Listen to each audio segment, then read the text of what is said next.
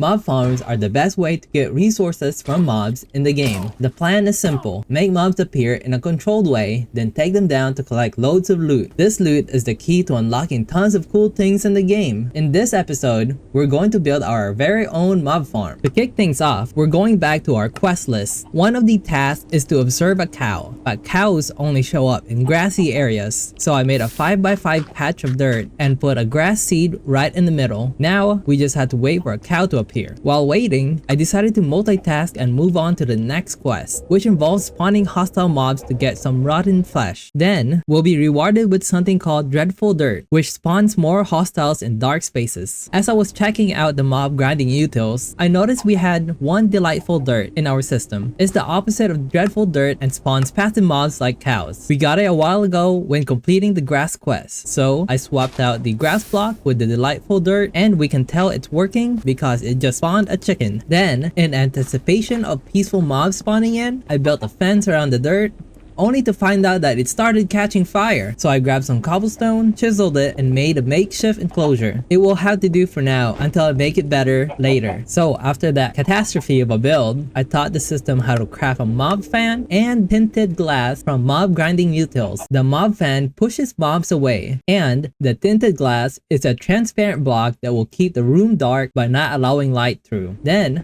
I built a dark room for hostile mobs to spawn in. After encasing it with tinted glass, we've got ourselves a dark mob spawning room. In just under a minute, we already had some visitors, 2 skeletons and a zombie. Now, the big question was how to farm them efficiently. At first, I used some blocks to get some height, then I started hitting legs. But then I realized I could use Mob Grinding Utils already to make this process easier. So I set up some mob fans and use levers to turn them on. I had it set up to where the mobs would be pushed towards this corner. Checking the grass area again, still no cow for our quest. After a bit of mob farming, we finally got a zombie. I thought we could finish the quest and get Dreadful Dirt, but turns out I still need to observe a cow. What a big bummer, gamers.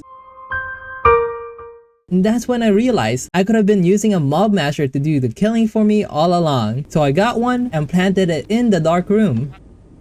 And after what felt like forever, we finally got a cow. I rushed over and really observed it.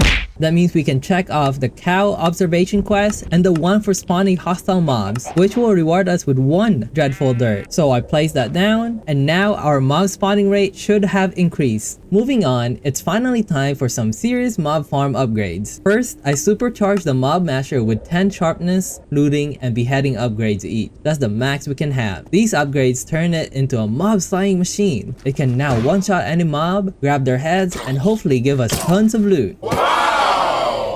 The next big step to upgrading our mob farm is making the spawn rate go crazy. We can easily do this by making a 5x5 area of Dreadful Dirt. To make this happen, we need a rotten egg, which you get by feeding a cursed chicken feed. But to even make that cursed chicken feed, we need an XP drain singularity tank, so we can collect liquid XP and craft the feed. But for the tank itself, we need ender pearl, and the only way to get those is to wait for our mob farm to produce them. So the waiting game begins. While I was jumping around to grab loot, I actually somehow bumped into a mob masher and it killed me in one shot, even though I emphasized that I did not want to die on stream. So just a PSA, fellow gamers, be careful of your local mob masher. After about 20 minutes of waiting, which felt like forever, we finally got our first ender pearl. Actually, we got 2. With those, I could finally craft the XP drain singularity tank. I placed it down and let it drain me of my XP. Then I crafted 4 buckets and used them on the tank to collect some buckets of XP. After that, I found an unsuspecting chicken and gave it the cursed chicken feed. Wow. Resulting in our first rotten egg. So I rushed to the mob farm, turned off all the fans and the mob masher, and placed the rotten egg in the middle of the path. This turned the whole floor into Dreadful Dirt. Then I turned the mob masher fans back on. Now, we're in the business of serious mob farming. The last step into finishing up the mob farm is having a place for the loot to go. So for that, I got myself an absorption hopper, and I decided to use our spare colossal chest as a temporary place for the loot to go. I set up a 5x5x5 colossal chest setup and connected it to the vacuum hopper. After tinkering with the absorption hopper setting a bit, I got it to absorb loot from the mob masher and send it into the chest. That's our fully decked out mob farm, gamers. Now we can craft cool stuff like the magnet, which allows us to grab items from a distance, and backpacks, which are super handy for storing all our essential tools, pipes, and cables. But for the backpack, I didn't want to personally go around hunting cows for leather, so I set up a drying rack to automatically turn rotten flesh into leather.